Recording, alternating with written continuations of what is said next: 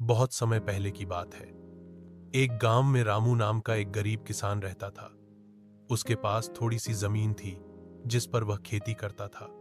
उसकी जिंदगी बहुत कठिन थी। बारिश न होने पर फसल सूख जाती और कभी कीड़े लग जाते।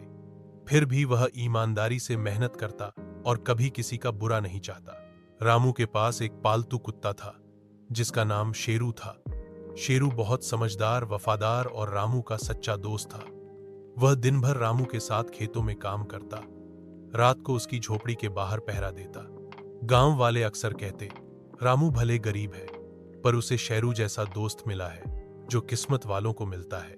एक साल भारी सूखा पड़ा, फसलें बर्बाद हो गईं और रामू के पास खाने के भी लाले पड़ गए।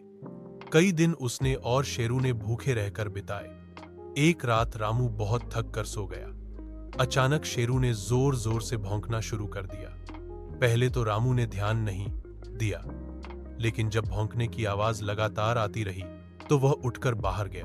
बाहर जाकर देखा तो एक चोर उसकी झोपड़ी में घुसने की कोशिश कर रहा था।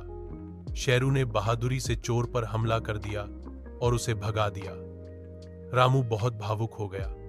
उसने शेरू को गले लगाते हुए कहा, आज तू न होता तो मैं लुट जाता। तू ही मेरा सच्चा साथी है। अगले दिन गांव में यह बात फैल गई। गांव के मुखिया ने रामू की ईमानदारी और शेरू की बहादुरी से प्रभावित होकर उसे कुछ अनाज और कपड़े दिए। धीरे धीरे गांव वालों ने उसकी मदद करनी शुरू कर दी। किसी ने उसे बैल दिए तो किसी ने बीज। अगले साल अच्छी बारिश हुई और रामू की फसल बहुत अच्छी हुई। वह अब पहले से बेहतर जीवन जीने लगा। रामू कभी भी शेरू को नहीं भूला।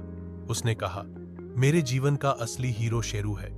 यह कहानी हमें सिखाती है कि सच्ची दोस्ती, वफादारी और मेहनत का फल देर से ही सही पर मिलता जरूर है।